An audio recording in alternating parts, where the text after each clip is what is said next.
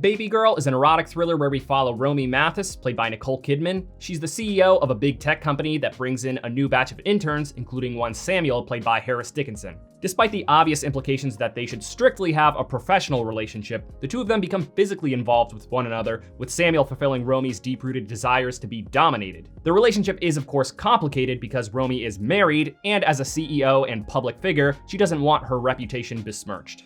Just a quick disclaimer, for the sake of reviewing this movie, I am going to talk a lot about sex, so if this topic makes you feel uncomfortable, this might not be the video for you. Or perhaps you did click the right video because honestly, this is a very normal and relevant topic that I strongly feel that society needs to become more comfortable with talking about in a mature manner, but more on that later. So anyway, this movie is all about power. It's about a woman whose reality is completely molded by power dynamics. Being a powerful CEO, her experiences and interactions with others are naturally ruled by the fact that she is highly regarded. People with such power typically reside in a social environment where their status and their actions are constantly validated by yes men who are just afraid of losing their position in the ranks. This bootlicking of course contributes to people like Romy feeling like every aspect of their being is superior, not because they really are smarter or superior, but because they don't live in a world where their actions and their ideas are scrutinized in the same way that ordinary low status peoples are. At least not to their faces. Romy lives on a hypothetical throne where she is consistently appeased by her associates,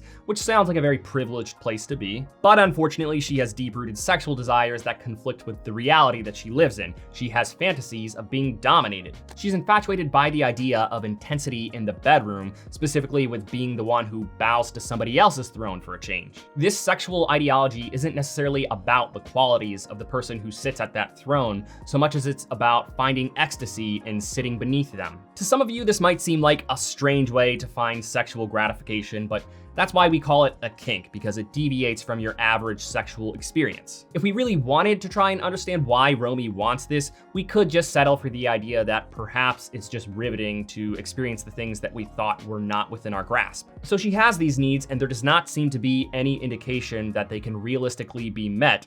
But then comes along young Samuel. He stands out to her because unlike everyone else in her life, he refuses to bow down to the power dynamics that dictate the social norms of the workplace. Where everyone else is a yes man in her world, validating her actions and accepting their place beneath her, Samuel appears unfazed by her status and doesn't seem to hold her at very high regard. He's a person who clearly lives in defiance of the idea that powerful people should be treated as such, making him exactly the type of person that Romy is not used to interacting with. And because of her sexual frustration with domination seeking, his demeanor naturally arouses her, in addition to the fact that she probably also finds him physically attractive. For the first time, she has found someone who doesn't figuratively take a knee to her, but instead treats her like an ordinary person just like anyone else. So with this empty void and such a deep, visceral aspect of her life, and what to her feels like the only potential candidate to fill it, she gives in to her desires, ignoring the fact that giving into them has the potential to result in world-shattering repercussions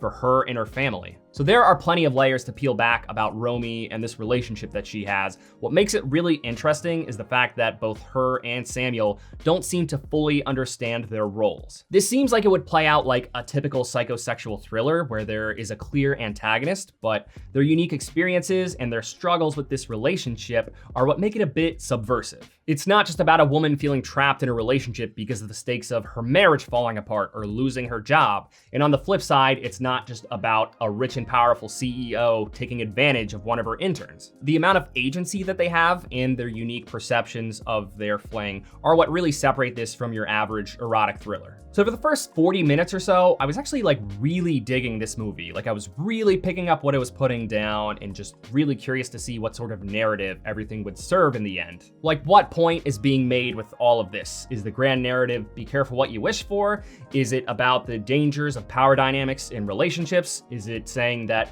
the workplace does have room for romance? And that is where I start to scratch my chin a little bit, because the movie just doesn't seem to have a singular grand narrative that everything serves, so much as it just kind of flirts with a bunch of different ideas. This might sound like a small criticism, but honestly, this was the movie's biggest shortcoming. It suggests a lot of things about sexuality and power dynamics, but we're still left hanging what exactly the movie is imparting about these topics. It's kind of just yeah, sex, power dynamics, just take your pick. It more so feels like it just wants to explore a single character's complications with power in how that ripples over into the more personal aspects of her life, almost like a character study. I kind of have a hard time looking at this movie like a character study though, just because it has two characters that are really worth exploring here. And the problem is that we don't really know that much about Samuel. On one hand, that gives us the opportunity to try and peel back layers about him with the few things that we do know about him. But on the other hand, his contribution to this relationship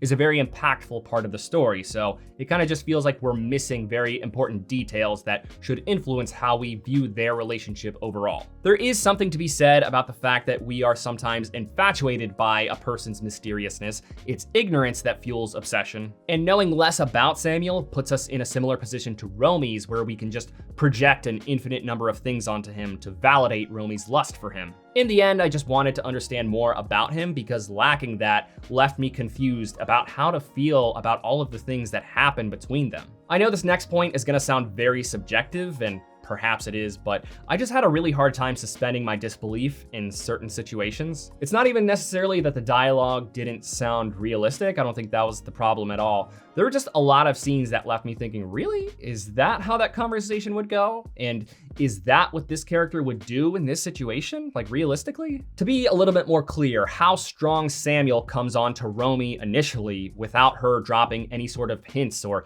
indication of interest is like a little bit ick, but she plays ball with him anyway. To speak so bluntly and provocatively to someone who sits that high above you in terms of status either takes unwarranted confidence or extreme naivety, depending on how you look at it. The idea of subverting expectations and indulging ulterior sexual situations can be a little bit hard to stomach if one or both parties are behaving in a morally ambiguous way. So I was never really fully on board with their relationship because it was built on a questionable foundation that wasn't really that convincing and doesn't really command respect. And then there's the sexual themes themselves. The sexual situations can sometimes be pretty kinky. There was one in particular that really stood out to me as a very clippable scene, and it's not the one that people have been talking about. Otherwise, I honestly thought that the majority of the sexual situations were actually pretty tame, which is surprising since it's about power dynamics, but perhaps that's a good thing, because I could see the movie getting more negative reactions if the domination territory that it entered was more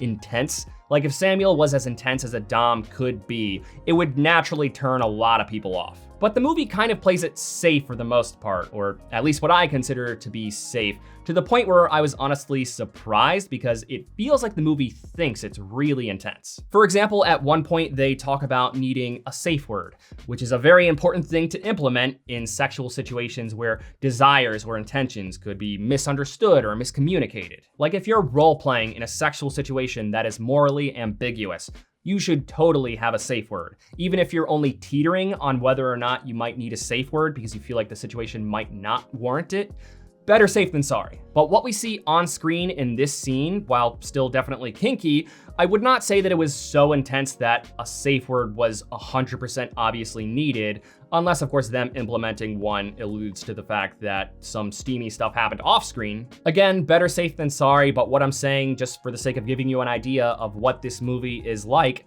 is that I would not call the on-screen sexual depictions as super ferocious. I just think it's worth mentioning because it is an erotic thriller, and going into this genre of movie and knowing that it's about a character who likes being submissive, I was definitely expecting it to be steamier. It is still kind of steamy and it has some nudity, but this movie is not by any means nymphomaniac. There are a couple glimpses of nudity, but the movie isn't chock full of it. So I feel obligated to say this pretty much any time I review a movie with heavy sexual themes. I did the same for Anora, I did it for Poor Things, and this movie arguably needs this statement behind it more than those. Movies can and sometimes should explore sexual situations. There are bad ways to go about doing this, and then there are better ways. To an extent, I think that sexuality as a storytelling tool can be misused the same way that violence and gore can. When a story has something to say about a character, their struggles and their proclivities, and they can depict that in a way that ripples over into their sex life, we can call that an erotic story. When a movie uses sex and nudity solely for arousal or shock value and not as a cohesive storytelling tool, then we can call it smutty, and that probably wouldn't be too far-fetched. At least that's where I draw the line. I know that not everybody does. I just think that it's very shallow and immature when people criticize a movie like this as if it's just erotica and nothing more. Like when people say, oh, that movie is just of course thirsty dudes like it. That is the dialogue of a person who is incapable of having a mature conversation about sex. It's totally fine if erotic thrillers are not your thing. They are definitely not for everyone. All I'm saying is that they can still have stories with complex themes and nuanced characters, and this movie does. So normally I try to review movies as they come out in theaters, but this movie came out on Christmas Day when I unfortunately had a lot of things going on, so I couldn't prioritize seeing this over Nosferatu or A Complete Unknown. But it just started streaming on Max, and I just had a lot of thoughts about it, so I figured, why not review it? Editor Josh here. I recorded this video last night, and when I did, I initially landed on a final rating of decent, like the bottom notch of decent movies. The more that I think about this movie, I realize that I just wanted more out of it overall, and so I'm just dialing it back one notch and saying that it's fine overall. Like, it's still an enjoyable movie in some ways. I think it has a lot of good ingredients to make a good erotic thriller, but it just didn't have a clear idea of what that dish should look like in the end. So I think this is a good watch if you're looking to explore the complexities of sexual situations like this without necessarily looking for a message in the end. You know, it just doesn't have that grand narrative that I think it should have. But anyway, that's it. Thanks for watching this review. If it brought you any value at all, please give it a like. It really does help the channel grow. I'll see you later this week with my review of Friendship.